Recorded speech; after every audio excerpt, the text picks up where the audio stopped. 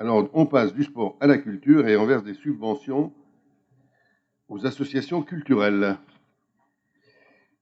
Oui, bien sûr, toujours dans l'idée de soutenir et d'accompagner nos associations.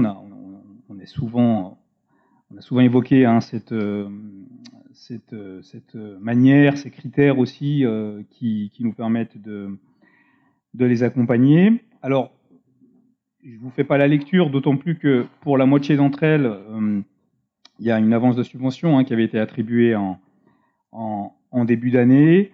Vous dire tout simplement que la plupart et la très grande majorité ont demandé la même chose, donc il n'y a pas d'éléments particuliers.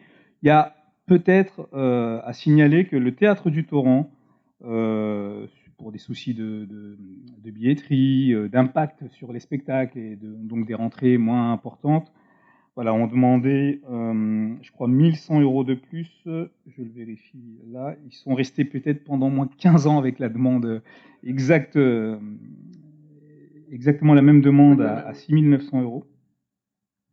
Et donc, ils nous ont demandé 8000 € cette fois. C'est la seule évolution notable. Et bien sûr, ce qui nous intéresse d'autant plus, c'est d'aider nos associations dans ce qu'elles ont vécu là récemment et ce qu'elles continuent parfois à vivre.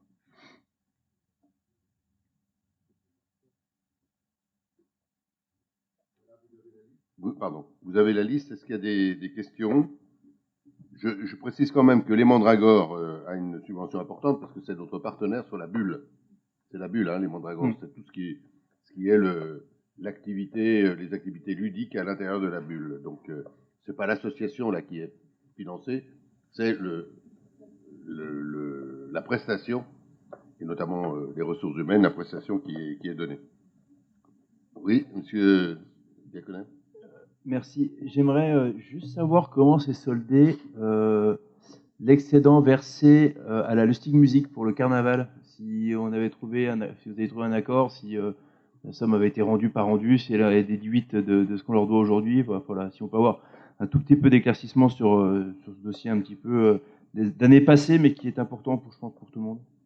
Oui, en fait, du côté de la Lustig, eh bien, on est donc dans un événement qui va avoir lieu au mois d'octobre, selon ce qui était convenu avec eux. Donc, espérons que celui-ci aura bien lieu, mais d'après ce qui est actuellement... D'après ce qui est là en cours, oui. Voilà, oui. Octobre. Donc, on surveille toujours cette somme pour qu'ils organisent cet événement dans l'année 2022. Parce que, voilà, c'est pas toujours facile vu la crise, mais on surveille. Madame Dejean. Moi, j'avais une question justement sur les Mandragores, parce que c'est une somme qui est assez importante.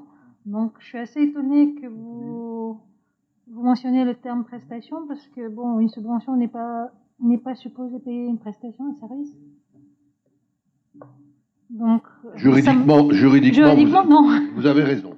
Bah oui. Mais tout simplement pour simplifier les relations qu'on a avec les Mandragores, mais on pourrait apporter des précisions. Les Mandragores, c'est notre partenaire et qui amène, il y a du personnel qui travaille tous les jours. Moi, je connais l'association, j'ai déjà travaillé avec eux également. C'est juste que je suis étonnée du fait que... Et que ça passe en subvention. Voilà. Eh bien, ça passe en subvention parce que c'est aussi plus simple. Non, mais quand c'est 5 000 €, 3 000 €, 5 000 €. Oui. Mais là, c'est 100 000 €. Ça reste transparent. Madame Lounis. Non, moi je trouve pas. En fait, il y a aussi de l'achat de jeux.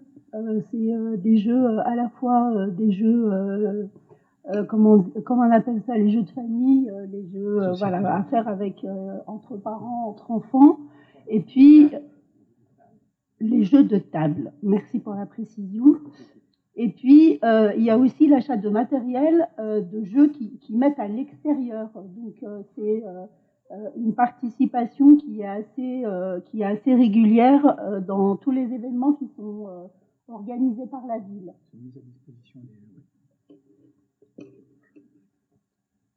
Est-ce que pas d'autres interventions? Est-ce qu'on a des votes contre, des abstentions? Oui. Abstention pour Madame Meka.